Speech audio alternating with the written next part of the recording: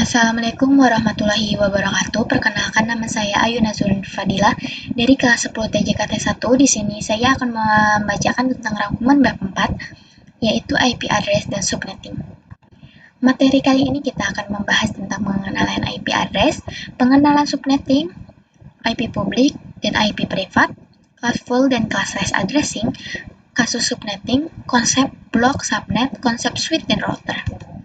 Untuk pengenalan IP address adalah identitas untuk sebuah komputer dalam suatu jaringan internet.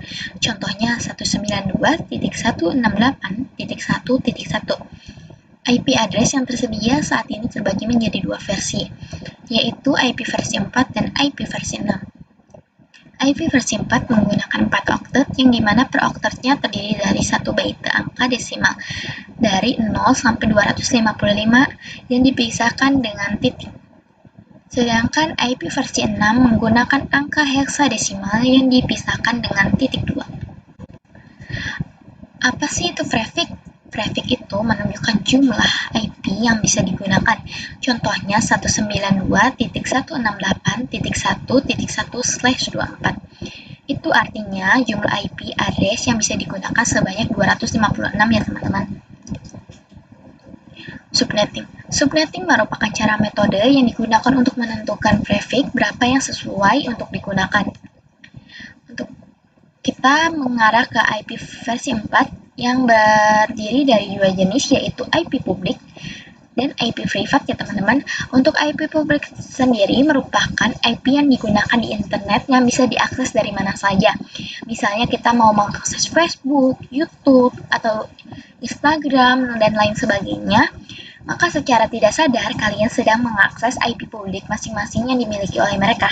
Sedangkan IP privat merupakan IP yang berada dalam jaringan lokal. IP tersebut hanya bisa diakses dari dalam jaringan lokal sendiri. Contoh jaringan lokal itu seperti sekolah ataupun kantor yang hanya terdiri dari beberapa device saja. Untuk kelas full dan classless, untuk IP address privat dan IP address publik itu diklasifikasikan berdasarkan kelas ya teman-teman. Ada kelas A, kelas B, kelas C, kelas D, dan kelas E.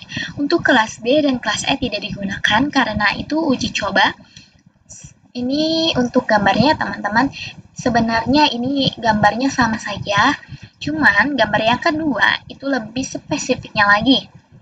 Untuk CIDR ataupun subnet mask itu merupakan kelas full addressing, jadi pengalamatan IP address berdasarkan kelasnya ya teman-teman.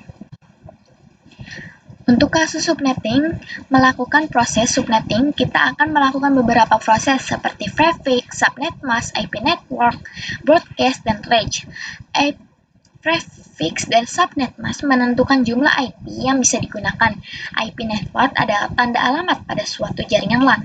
IP broadcast alamat IP yang digunakan untuk melakukan pengiriman informasi ke seluruh host yang ada pada jaringan LAN. Sedangkan range IP yang bisa digunakan ya teman-teman. Untuk konsep blok subnet, IP network, IP broadcast diibaratkan seperti ruangan. Suatu blok subnet by default tidak bisa saling berkomunikasi. Kumpulan visi yang berada pada suatu ruangan perlu dikonfigurasi menjadi satu blok subnet. Ini ya untuk gambarnya ya teman-teman.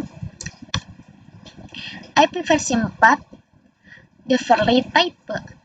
Itu ada 3 ya teman-teman, yaitu unicast, multicast, dan broadcast. Untuk unicast adalah proses pengiriman data sebagai mekanisme dalam pengiriman data tepat diterima oleh satu host saja.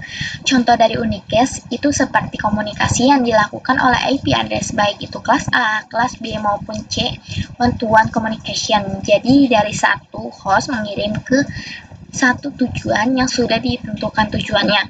Multicast one-to-many communication artinya proses pengiriman data oleh satu host ke beberapa destinasi yang sudah dikelompokkan tujuan dalam satu grup, contohnya IP address berbasis kelas D. Walaupun kelas D tidak digunakan, akan tetapi cara kerja IP address kelas D itu termasuk kategori multicast ya teman-teman. Untuk broadcast one-to-all communication, yaitu proses pengiriman data yang diterima oleh semua host pada jaringan, yang bisa kita sebut pada blok subnet yang sama. Jadi dari satu host mengirim ke semua tujuan yang sudah dikelompokkan sesuai broadcast domainnya. Contoh seperti cara kerja ARB yaitu melakukan pengiriman oleh switch. Untuk yang keenam, yang terakhir, konsep switch dan router. Pada jaringan komputer itu ada beberapa device yang kita perlukan untuk membangun jaringan komputer itu sendiri, di antaranya switch dan router. Switch digunakan untuk mengkoneksi perangkat yang satu network, sedangkan router digunakan untuk mengkoneksi perangkat yang berbeda network. Segitu saja dari saya, maaf kalau ada kekurangan. Wassalamualaikum warahmatullahi wabarakatuh. Dadah semuanya.